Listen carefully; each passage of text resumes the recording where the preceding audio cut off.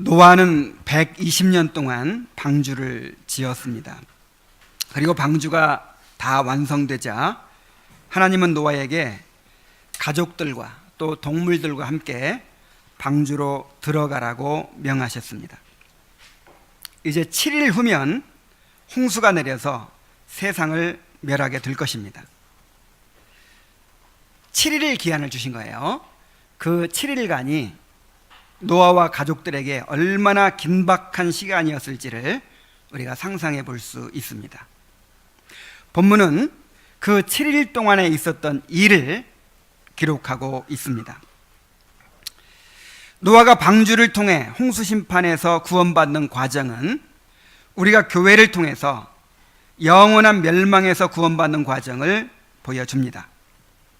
노아가 방주에 들어감으로 홍수 심판을 면했듯이 우리는 그리스도를 믿고 교회에 속하게 되므로 하나님의 영원한 진노의 심판에서 건짐을 받게 됩니다. 오늘 본문을 통해서 노아가 방주에 들어가게 되는 과정을 살펴보고 이 교회를 통한 하나님의 구원의 역사를 잘 깨닫게 되시기를 바랍니다. 오늘 또 세례식이 있기 때문에 제가 좀 이렇게 넘어가는 것도 있을 수 있어요. 그래서 나중에 주보에 있는 설교 요약을 참조하시기 바랍니다. 하나님은 노아에게 너와 내 온 집은 방주로 들어가라 이렇게 명령하셨습니다. 하나님은 세상의 모든 사람들 가운데서 오직 방주에 들어간 사람들만 구원하셨습니다. 오늘 우리에게는 이 교회가 구원의 방주입니다. 하나님의 진노와 심판으로부터 구원받기 위해서는 반드시 교회 안으로 들어와야 합니다. 겉으로 교회만 다닌다고 해서 교회에 들어온 것이 아닙니다. 영적으로 그리스도의 몸에 지체로 접붙여져야 됩니다. 그렇다면 우리가 어떻게 그리스도의 몸에 접붙여질 수가 있겠습니까? 하나님은 노아에게 방주에 들어가라고 하시면서 그 이유를 이렇게 말씀하셨습니다. 1절 하반절에 보면 이 세대에서 내가 내 앞에 의로움을 내가 보았음이니라 그랬어요. 노아가 하나님 보시기에 의로웠기 때문에 방주에 들어가게 하셨다라고 하는 것입니다. 그러니까 방주에 들어갈 수 있는 자격이 뭐예요? 의로워야 돼요. 하나님 앞에 의로워야 됩니다. 의로운 자로 인정을 받아야 됩니다. 마찬가지로 하나님 앞에 의롭다고 인정받은 사람만이 참된 교회의 지체가 됩니다. 성경에 의인은 없나니 하나도 없다고 했어요. 인간의 의는 다 더러운 옷 같다고 했습니다. 사람들 보기에 아무리 의롭게 보이는 사람도 하나님 보시기에는 다 저주받을 죄인일 수밖에 없습니다. 그런데 노아는 어떻게 하나님 보시기에 의로운 자였을까요? 세상의 모든 사람들 가운데 노아만이 하나님 보시기에 의로운 자였다는 거예요. 부패한 인간이 하나님께 의로운 자로 인정을 받을 수 있는 길은 오직 하나밖에 없습니다. 바로 하나님께서 그리스도를 통해 마련해 주신 의, 곧 하나님의 의를 값없이 받는 것입니다. 인간의 의는 아무리 최선의 노력을 다해도 인정받을 수 없어요. 하나님께서 그리스도를 통해 마련해 주신 그 하나님의 의만이 하나님 앞에 의롭다고 인정을 받을 수 있게 합니다.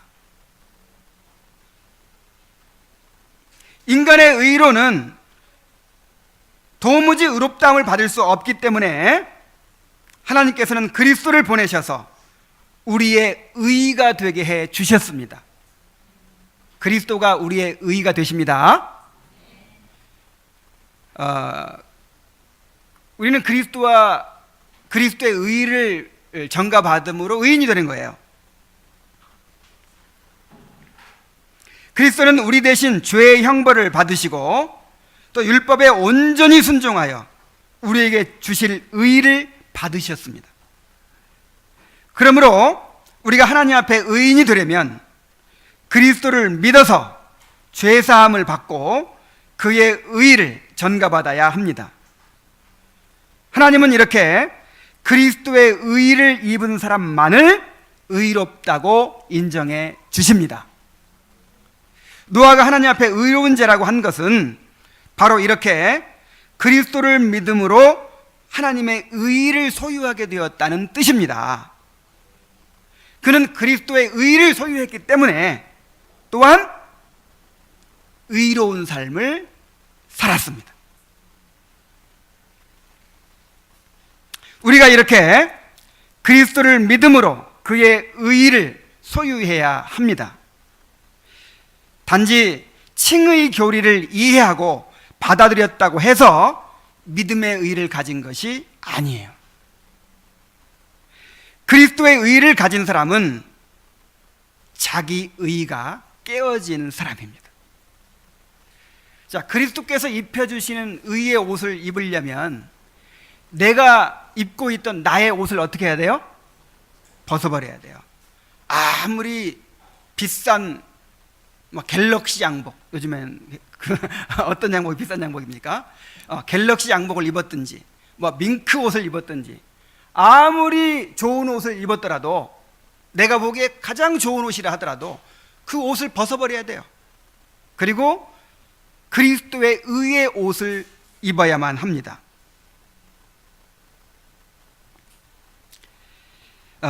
자기 의가 깨어졌다는 것이 무엇입니까? 어떻게 할 때 자기 의가 깨어지죠? 자신의 죄와 비참의 상태를 깊이 알게 되는 것입니다. 그리고 진정으로 회개하게 되는 것입니다.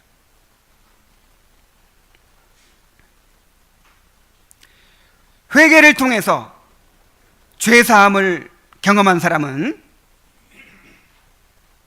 자기가 내세우고 자랑하던 것들을 얼마나 덧없는 것이었는지를 알게 됩니다. 그동안 자부심을 가지고 있던 것들 있죠. 그래 나는 이런 사람이야. 난 그래도 이렇게 살아왔어. 하던 것들이 얼마나 누더기 같고 얼마나 냄새나는 것들인지를 알게 돼요. 그래서 그것을 바울처럼 배설물로 여기게 됩니다. 그리고 이제는 그리스도의 의만을 자랑하게 돼요. 이것이 진정으로 회개한 사람의 모습입니다. 그런데 신앙생활을 할수록 자기 의를 쌓아가고 있는 사람들이 있습니다. 점점 자신의 죄와 비참을 깨달아가고 자기 의가 깨어져 가는 것이 아니라 신앙생활을 열심히 할수록 나를 들여다보니까 점점 훌륭해지거든요. 전에는 술 먹었었는데 술도 안 먹고 담배도 끊고, 전에는 화를 버럭버럭 냈었는데 이제는 화도 잘 안 나게 되고, 세상 친구들처럼 나쁜 짓도 안 하게 되고, 점점 선해져요. 점점. 그래서 나는 이런 사람이야 하는 이제 자부심이 생겨나기 시작합니다. 내가 이렇게 했어 하는, 나는 이런 진리들을 알아, 나는 이런 훈련을 받았어, 나는 이렇게 봉사해왔어 하는 그런 이제 자기 의가 점점점 더 생겨나기 시작하는 것입니다. 자신을 다른 사람보다 낮게 여기고 다른 사람들을 함부로 판단합니다. 이런 사람들은 성전에 기도하러 올라간 바리새인과 세리에 비유해서 바리새인과 같은 사람이에요. 아직 진정한 회개를 경험하지 못한 사람이고 자기 의가 깨어지지 않은 사람입니다. 여러분, 자주 말씀드리지만 기독교 신앙은 얼마나 종교적으로 열심을 내느냐, 얼마나 도덕적으로 선하게 살아가느냐의 문제가 아니라고 했죠. 자기 의냐, 하나님의 의냐의 문제입니다. 하나님의 의를 입었는가? 그래서 남은 자기의 이 자랑마저 철저히 깨져 가는가? 아니면 계속해서 나의 의를 쌓아가고 있는가? 이것이 기독교 신앙의 핵심이에요. 핵심 문제예요. 그래서 주님은 주님의 통치를 받아들여서 주님의 의를 소유한 자의 특징을 8가지로 말씀하셨습니다. 그 8가지가 무엇입니까? 이 주님의 의를 입은 사람의 특징이 뭐냐면 심령이 가난한 자가 되는 거예요. 말하자면 내 죄와 비참을 깊이 깨달았기 때문에 내세울 게 없어요. 철저히 내 자신에 대해서 무너져 버린 사람이에요.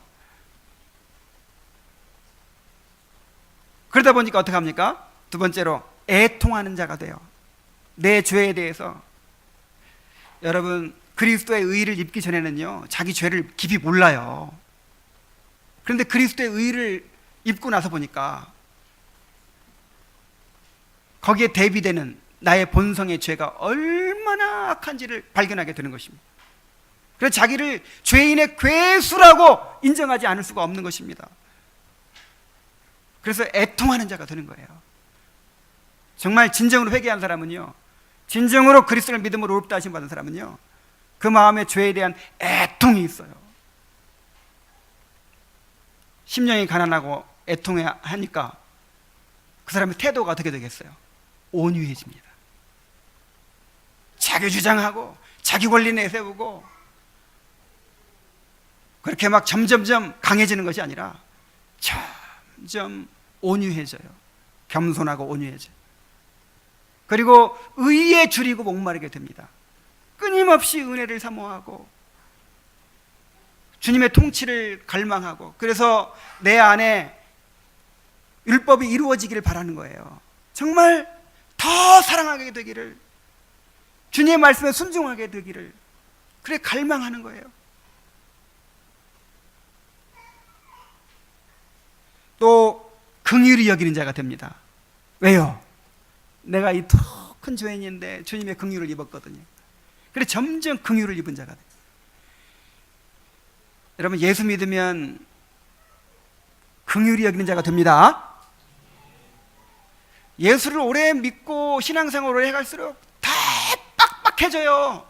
왜냐하면 이제 따지는 게 많아지거든요. 마가 옳고 그러고. 정말 거듭나지 않은 사람들은요, 이 진정으로 회심하지 않은 채 이 신앙생활을 하면요, 긍휼이 오히려 없어집니다. 오히려 판단이 늘어요. 판단이. 정말 긍휼을 경험한 사람은 긍휼히 여기게 됩니다.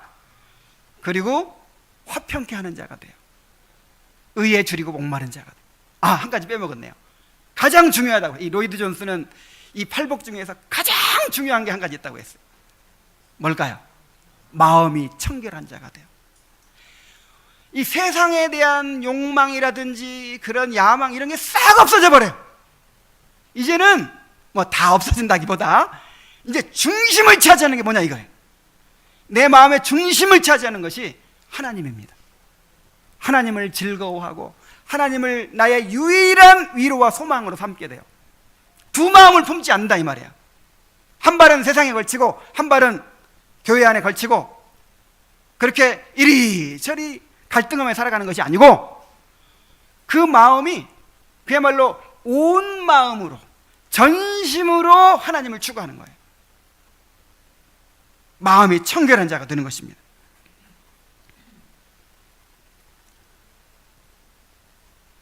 이런 사람이 행복한 사람이라고 했어요. 그래서 팔복이에요. 이 자체가 행복이에요. 어떤 형제가 이 팔복을 이 심령이 가난한 자를 나누면서 눈물을 흘리면서 이렇게 되면 너무 행복할 것 같다는 거예요. 이렇게만 되면 소원이었겠다는 거예요. 여러분 정말 그렇게 생각이 됩니까? 심령이 가난한 자가 되고 애통하는 자가 되고 온유하는 자가 되고 의에 줄이 목마른 자가 되면 더 이상 바랄 게 없겠습니까? 이보다 더 큰 행복이 없다고 생각하십니까? 그게 무슨 행복이야. 좀 돈도 많이 벌고 내가 하고 싶은 거 하면 살고, 이게 행복이지. 여러분 아직도 이렇게 생각이 드는 사람은요, 아직 그리스도의 의의를 입었는지 잘 모르겠어요.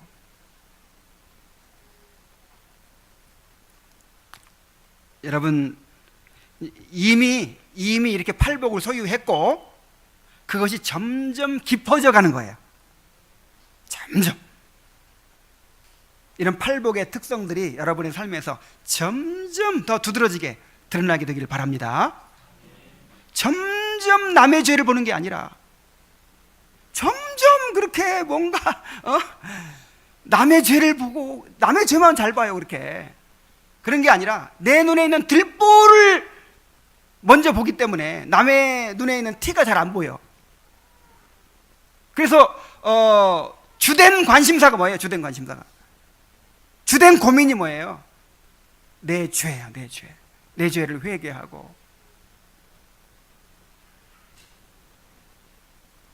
주님의 통치를 통해서 그리스도의 의가 내 삶에서 실현되는 것, 이것이 주된 관심사가 되고 주된 갈망이 되어야 할 줄로 믿습니다. 이런 사람들은 행복한 사람들이에요. 왜냐하면 천국이 저희 것입니다. 이런 사람들이 천국을 소유한 사람들이에요. 이런 사람들이 하나님의 통치를 받는 사람들이에요.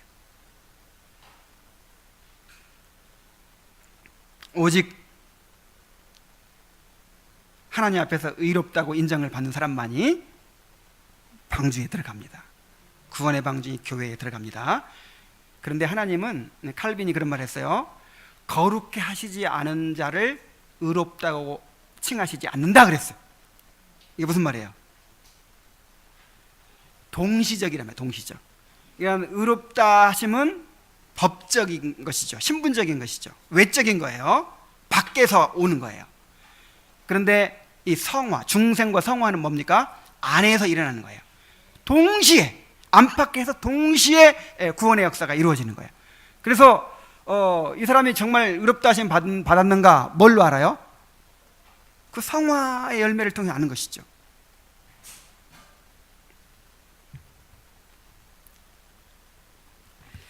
자, 하나님은 노아에게 이제 방주에 들어가라고 하셨는데 노아만이 아니라 너와 내 온 집이 방주에 들어가라고 하셨습니다. 하나님은 노아만이 아니라 노아로 인하여 노아의 가족까지 구원해 주셨습니다. 하나님의 언약은 가족 전체에 미칩니다.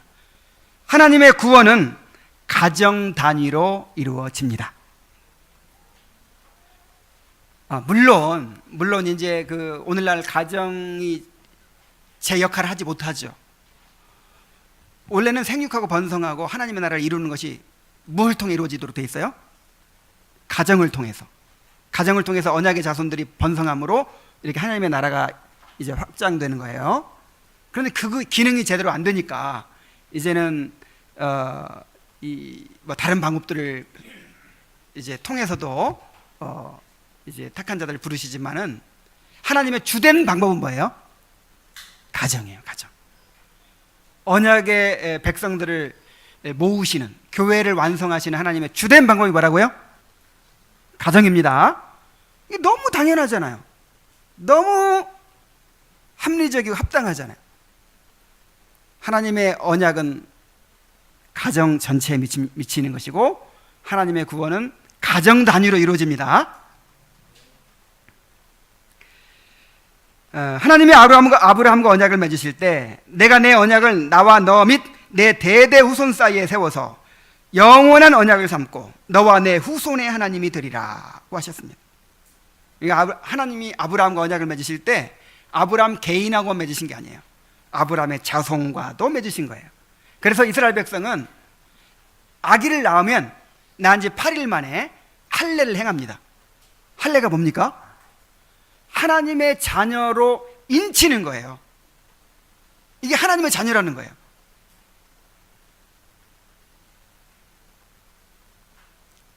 신약 시대에도 이런 원리가 해당될까요?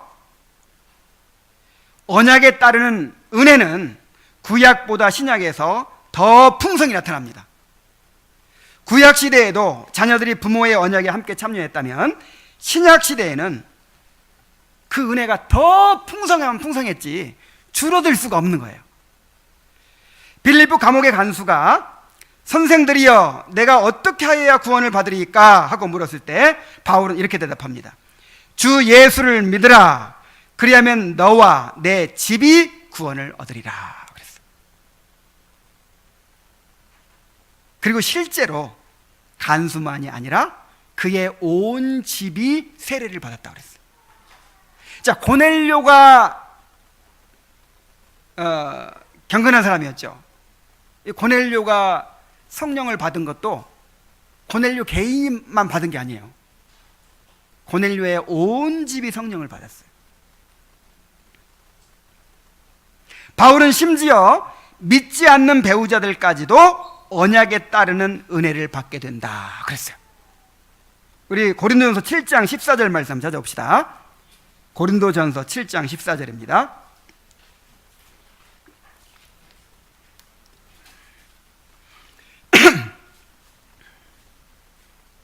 자, 읽습니다.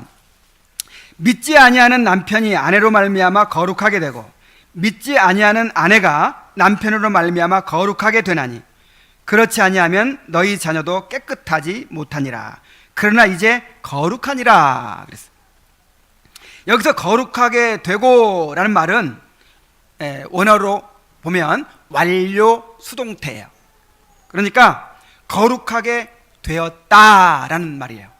그러니까 앞으로 믿지 않는 배우자가 믿는 배우자와 함께 살면 앞으로 거룩해질 것이다 이렇게 얘기하지 않고 이미 거룩해졌다 이렇게 얘기하고 있는 거예요.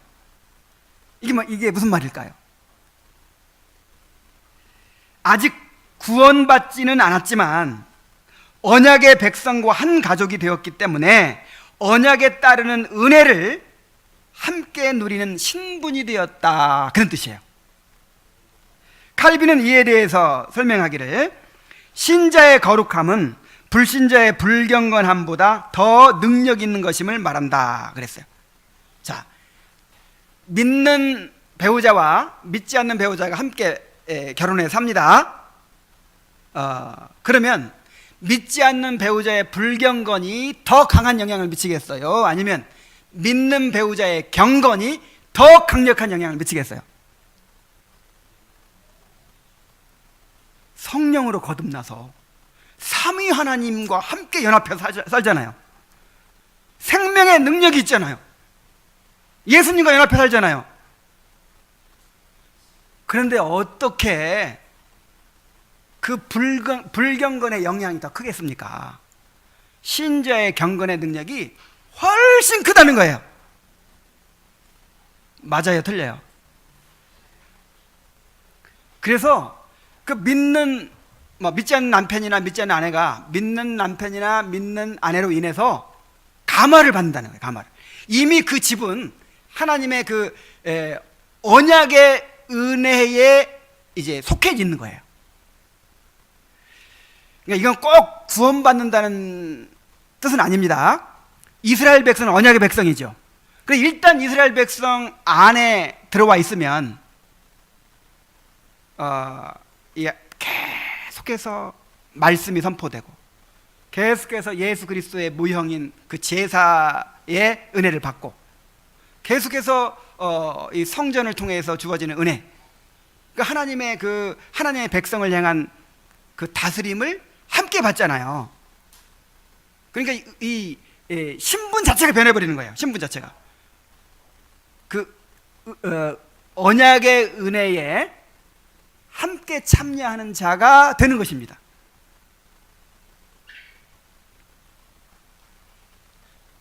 그래서 우리가 부모 중 한쪽만 믿어도 그 자녀를 하나님의 자녀로 인정하는 것입니다. 자, 14절 하반절 보세요. 그렇지 아니하면 너희 자녀도 깨끗하지 못하니라. 그러나 이제 거룩하니라.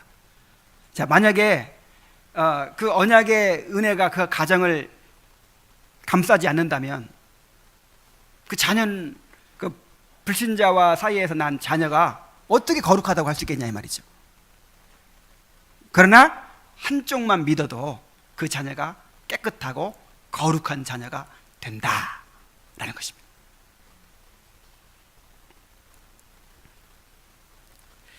물론 신자의 자녀라고 100% 다 구원받는 것은 아니죠. 구원이 보장되는 것은 아닙니다. 그러나 부모들이 언약 백성으로서의 신실함을 지키고 그 자녀들에게 언약의 말씀을 잘 가르친다면, 그들이 부모와 함께 교회 안에 계속해서 머물러 복음을 들으며 자라나게 된다면 그 자녀들이 구원받게 될 것이라고 믿을 수 있어요. 왜냐하면 이것이 하나님의 방법이기 때문에. 이러한 믿음으로 유아 세례를 시행하는 것입니다. 어린 자녀에게 세례를 주는 것은 구약의 할례처럼 하나님이 이 자녀를 언약의 자손으로 인치는 것이고 우리가 그것을 믿음으로 고백하는 것입니다. 오늘 이제 우리 이나에게 세례를 줄 텐데 이나가 하나님의 자녀라는 것을 하나님이 인치시는 거예요. 누가 인쳐요? 하나님이 이 목사를 통해서 도장을 찍는 것입니다. 그리고 이제 이나의 부모 편에서는 그것을 믿음으로 고백하는 거예요. 이 자녀가 하나님의 언약의 자손임을 믿습니다. 고백하는 거예요. 이렇게 믿는 사람은 여러분 언약에 따르는 책임이 있다고 그랬죠. 어떤 책임이 있을까요? 이제는 이 자녀를 가르쳐야 돼요. 신명기 6장 4절 이하에 나오는 언약 백성의 의무가 있죠. 너는 이 말씀을 너의 마음에 새기고, 먼저 어떻게 해야 돼요? 부모가 새겨야 돼요. 새겨야 저절로 흘러나와요. 새기고 자녀에게 부지런히 가르치되, 뭐 앉았을 때, 누웠을 때든지 일어날 때든지 잘 때든지 길에 행할 때든지 계속해서 가르치라는 거예요.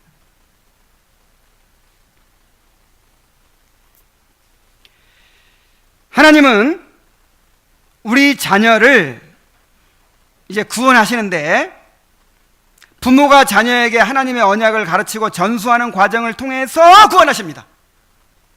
이게 하나님의 방법이에요. 여러분, 예정과 언약이 있는데 예정은 무엇을 통해서 실현된다? 언약을 통해 실현된다 그랬잖아요.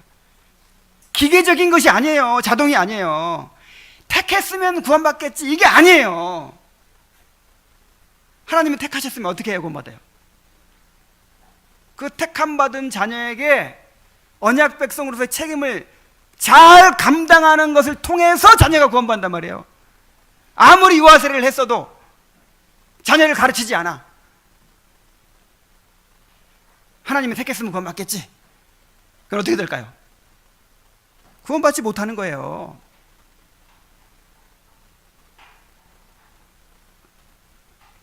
그래서 자, 유아 세례는 누구의 믿음으로 하는 겁니까? 아이가 어떻게 뭘 알아요? 아무것도 모르지. 부모의 믿음으로 해요. 근데 부모의 믿음이라는 게 뭐냐? 하나님께서 이 아이를 하나님의 자녀로 인쳐주신 것을 믿습니다. 이제 내가 그것을 믿기 때문에 이 아이를 힘써 가르치겠습니다. 이 아이에게 언약의 말씀을 가르쳐서 하나님께 내게 주신 언약을 반드시 전수하겠습니다 라고 서약하는 거예요. 그리고 오늘 이제 유아 세례를 받는 우리 이나는 아무것도 몰라요. 뭐 자면서도 받을 수 있어요. 근데 부모가 확실하게 서약을 하는 것입니다. 지난 한 주간 동안 다짐을 하고 정말 그렇게 믿는지, 그리고 그렇게 행할 것인지 다짐을 받고 또 한 주간 동안 관련된 말씀을 묵상하면서 기도하면서 준비해 왔어요.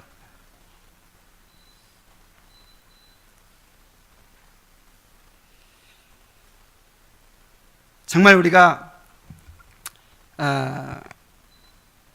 하나님의 약속을 믿는다면 그 약속이 성취되도록 정해 주신 그 방편에 우리가 신실해야 될 줄 믿습니다. 자녀에게 언약을 전수하는 건 누구의 책임이다? 이거 정말 여러분의 마음에 굳게 새겨 두어야 될 말입니다. 교회에서 아무리 잘 가르쳐도, 교회에서 교사는 일주일에 한 번 만나죠. 부모는 얼마 동안 만나요? 일주일 내내 만나잖아요. 실제로 부모의 경건을 보고 그 부모가 얼마나 하나님을 즐거워하는지, 언약 백성의 삶이 무엇인지, 경건이 무엇인지, 또 하나님의 통치의 그 능력이 무엇인지를 함께 사는 부모를 통해서 확인해야 돼요. 그것이 흘러가야 돼요. 언약 백성의 의무를 잘 감당하시기 바랍니다. 자, 하나님은 사람들만이 아니라 모든 동물들을 방주에 들여보내라고 하셨습니다. 2절부터 3절까지 봅니다. 너는 모든 정결한 짐승은 암수 7씩, 부정한 것은 암수 2씩을 내게로 데려오며 공중의 새도 암수 7씩 데려와 그 씨를 온 지면에 유전하게 하라 그랬어요. 자, 이 말씀을 통해서 우리는 하나님의 구원은 모든 피조물들에게까지 미친다는 것을 알 수 있습니다. 우리가 구원을, 하나님의 구원 사역을 너무 좁게 생각해서는 안 돼요. 개인의 구원만 생각할 것이 아니라 이 교회의 완성을 생각해야 돼요.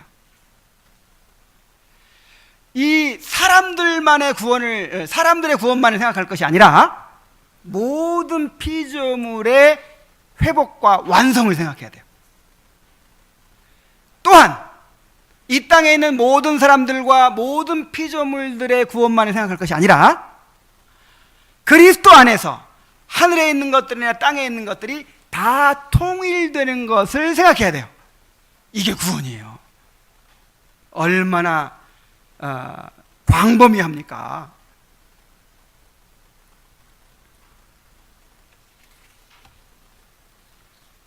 노아는 하나님이 명령하신 대로 그대로 순종했습니다. 노아는 하나님이 명령하신 대로 이제 방주에 들어가죠.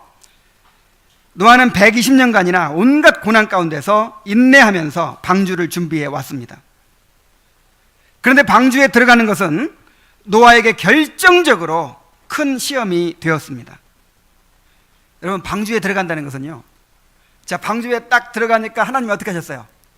문을 탁 닫아버리잖아요. 방주에 들어간다는 것은 이제 결정적으로 세상과 단절되는 것을 의미했습니다. 그래서 칼빈은 이렇게 이야기합니다. 그는 이미 가장 지독하고 가장 격렬한 공격을 받았던 100년의 기간을 견뎌냈다. 그리고 백절불굴에, 그러나 그 모든 것들 가운데 가장 격렬했던 시험은 세상의 마지막 작별을 고하는 것이며 이 사회를 단념하고 자신을 방주 안에다 매장시키는 것이었다. 그랬어요. 방주를 짓는 동안은 그래도 바깥 공기라도 쐬잖아요. 그래도 세상 속에 살잖아요.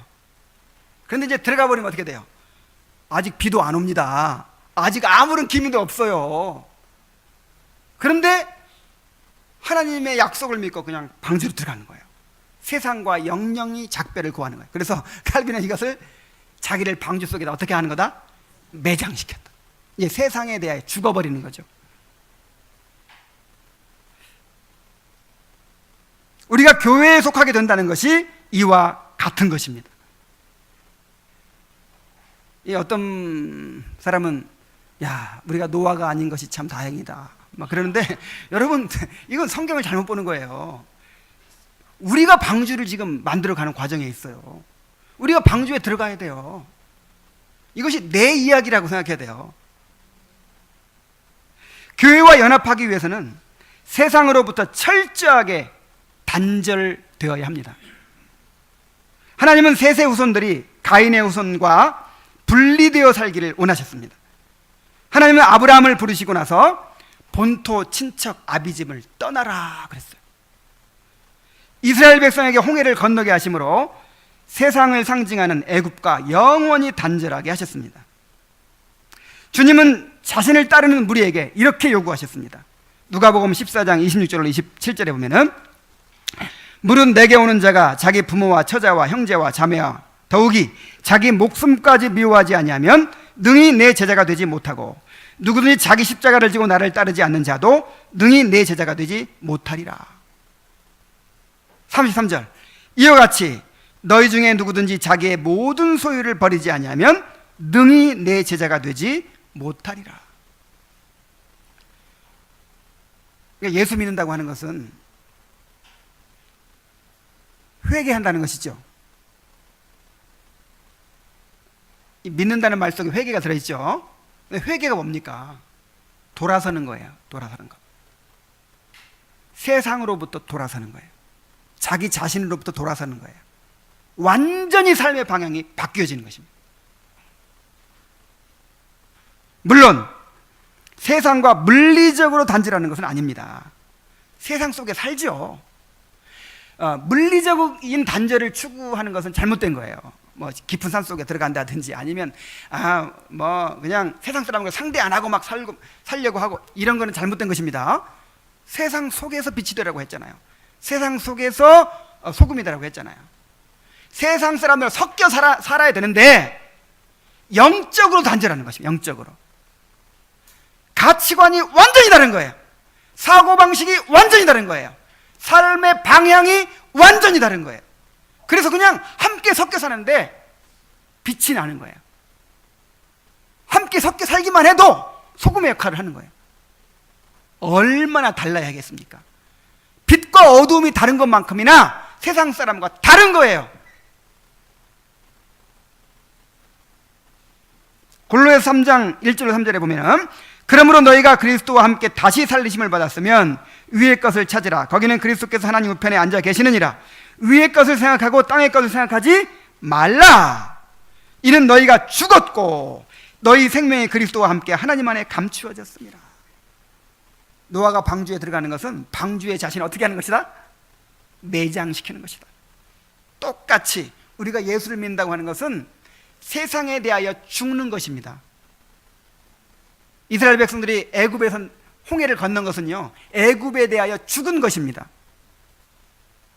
이게 회개예요. 이게 오늘날 교회는 예수 잘 믿으면 세상을 얻게 된다 이렇게 가르치죠.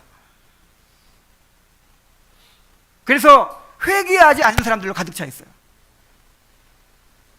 예수의 이름으로 세상을 추구합니다. 이건 회개가 아니에요. 주님께서 어떻게 회개하라고 하셨나 보세요. 우리는 세상에 대하여 죽었습니다. 이제는 더 이상 세상을 사랑해서는 안 됩니다. 세상으로부터 철저히 돌아서야 합니다. 한 발은 세상에, 한 발은 방주 안에 딛고 있어서는 안 됩니다. 세상을 떠나서 이 구원의 방주에 온전히 자기를 매장시켜야 돼요. 죽어야 돼요. 이런 사람이 구원받은 사람이에요. 노아는 하나님의 말씀대로 자신만이 아니라 온 가족을 데리고 방주로 들어갔습니다. 5절에서 7절 봅니다. 노아가 여호와께서 자기에게 명하신 대로 다 준행하였더라. 홍수가 땅에 있을 때에 노아가 600세라. 노아는 아들들과 아내와 며느리들과 함께 홍수를 피하여 방주에 들어갔고, 노아가 혼자 들어간 게 아니라 온 가족과 함께 들어갔다는 것이 계속 강조가 돼요. 노아의 아내가 순순히 방주에 함께 들어가는 것도 대단한 일입니다. 소돔성이 멸망할 때 롯의 아내는 어떻게 했어요? 억지로 끌려서 오다 보니까 아직도 소돔성에 미련이 남았어요. 아파트 산 지가 얼마 안 됐는데, 승용차 산 지가 얼마 안 됐는데 이거 다 버려두고 나오려고 하니까 너무 아까운 거예요. 그래가지고 뒤를 돌아보다가 어떻게 됐습니까? 소금 기둥이 돼버렸어요. 그런데 노아의 아내는 노아와 같은 신앙을 가졌던 것 같습니다. 그녀는 노아가 120년 동안 방주를 짓는 일에 함께 했어요.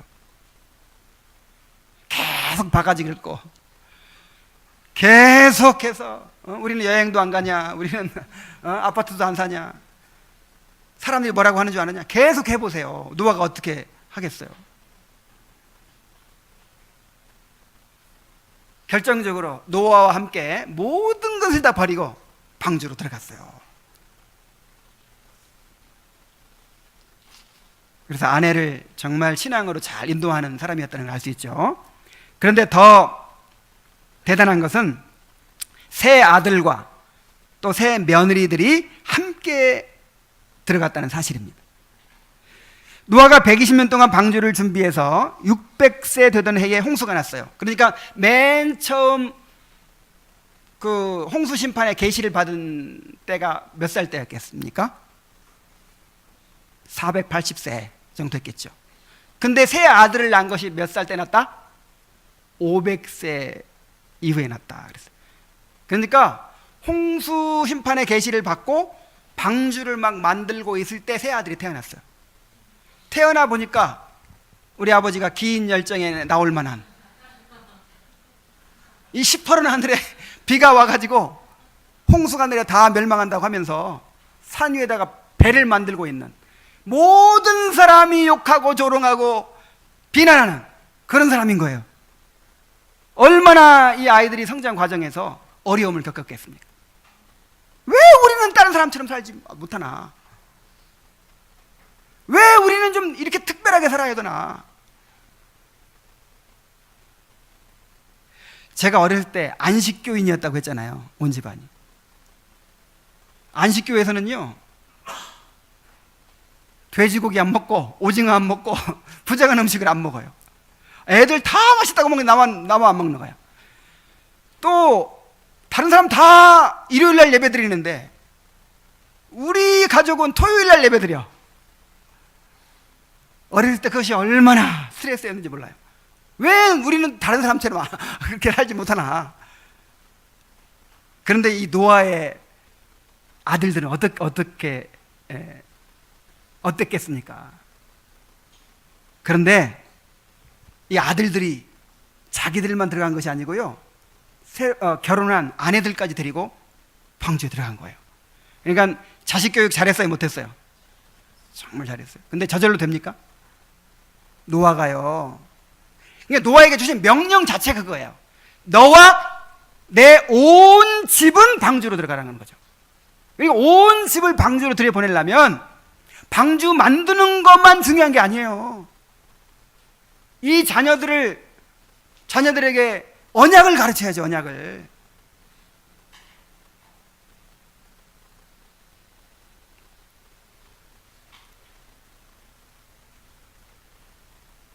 우리가 노아처럼 이렇게 가족들을, 자녀들을 구원의 방주인 교회로 인도해야 합니다. 지난 9월에 주요 교단들마다 총회가 열렸습니다. 그런데 하나같이 아우성이었던 게 뭐였냐면, 문제가 뭐였냐면, 교회에서 젊은이들이 다 빠져나간다. 교회에 이제 어린이들이 없다는 거예요. 그 주일학교가 없는 교회들이 너무 많다는 거예요. 우리는 일부러 주일학교를 안 합니다. 근데 이제 보통 교회들은 하잖아요. 주일학교가 없는 교회들이 그렇게 많아지고 있대요. 머지않아서 이제 교회 안에 노인들만 남게 될 것입니다. 앞으로 우리 아이들이 자라나게 될 환경을 생각해 보십시오. 이 세상의 문화는 철저하게 반기독교적인 방향으로 흘러가고 있습니다. 어려서부터 제대로 가르치지 않으면, 내 품 안에 있을 때 제대로 철저하게 가르치지 않으면 자녀들을 교회 안에 붙잡아 둘 수가 없습니다. 이를 위해서는 먼저 부모가 회심을 경험하고 하나님을 경외하고 하나님을 즐거워하는 삶을 살아야 합니다. 여러분, 내 안에서 절실하게 체험되는 것이 흘러가게 돼 있어요. 우리가 아무리 말을 그럴싸하게 해도요, 말하는 대로 되지 않고 보여주는 대로 되는 것입니다.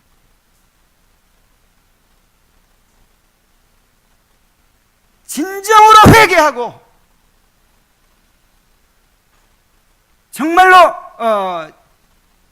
하나님 앞에서 자신이 깨어져야 돼요. 그리고 하나님을 유일한 위로와 소망으로 삼고 그렇게 하나님을 즐거워하며 살아가는 하나님의 은혜가 지배하는 그런 삶을 보여줘야 돼요. 그렇지 않으면 어떻게 압니까? 물론 가르치는 것도 중요하죠. 그렇게 하면서 가르쳐줘야 되죠.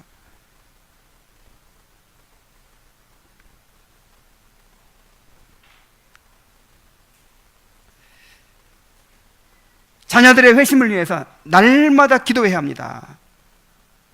자녀들이 세상의 시험과 유혹에서 자녀들을 건져주시도록 그렇게 간구해야 합니다. 아유, 기도를 한 5분 하면 할 게 없다고 하는 분들이 많은데 자녀들을 위해서만 기도해도요, 여러분 눈물이 안 납니까?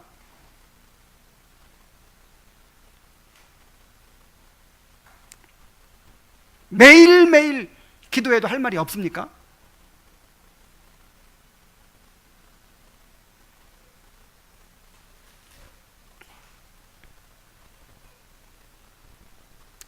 여러분, 정말 우리에게 주신 명령이에요. 언약 백성의 명령. 너와 내 온 집은 어디로 들어가라? 방주로 들어가라. 온 가족, 이 가족을 주신 것은요, 우리에게 하나님의 자녀로 길러서 하나님 나라를 확장하라고, 이 교회를 완성하는 수단으로 주신 거예요. 언약 백성의 책임을 다하는 성도들 되기 바랍니다. 노아는 가족뿐 아니라 모든 동물들을 방주 안으로 들어가게 했습니다.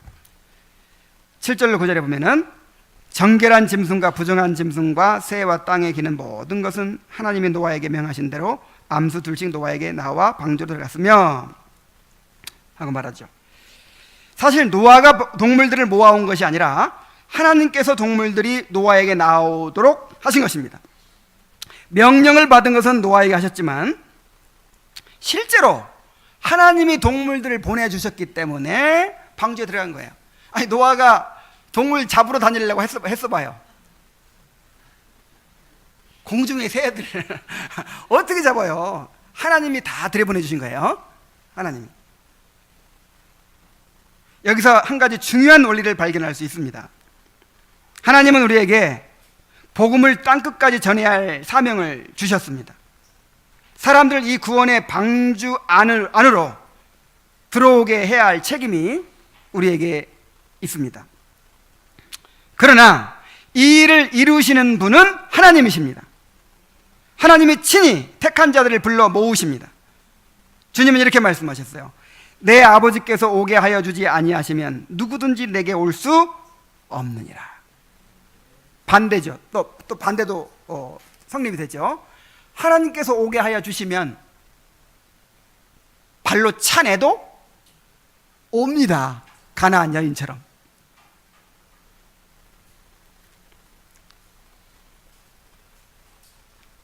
우리가 아무리 교회로 데리고 오려고 해도 하나님이 허락지 않으면 안 되고요. 또 하나님께서 허락하시면 오게 돼 있어요. 120년 동안 노아가 세상을 정죄하고 의를 전파했는데, 자, 구원받은 사람이 몇 명이었어요? 노아의 가족 8명이었어요. 왜냐하면 하나님께서 그들만 구원하기로 선택하셨기 때문에. 그러므로 우리가 인간적인 방법으로 사람들을 붙들려고 할 것이 아니라 하나님의 주권적인 역사를 믿고 말씀의 능력을 믿어야 합니다. 아, 예배를 이런 식으로 하면 사람들이 더 많이 오겠다. 찬송을 좀 쉽게 바꾸면 더 오겠다. 말씀을 좀 더 사람들이 마음에 와닿게 좀 이렇게 하면 오겠다. 자꾸 이렇게 해서는 안 되는 거예요. 말씀을 바르게 전하고 예배를 바르게 드리고 경건을 추구하는 일이 우선입니다. 교회의 거룩성을 보존하는 것이 우선입니다.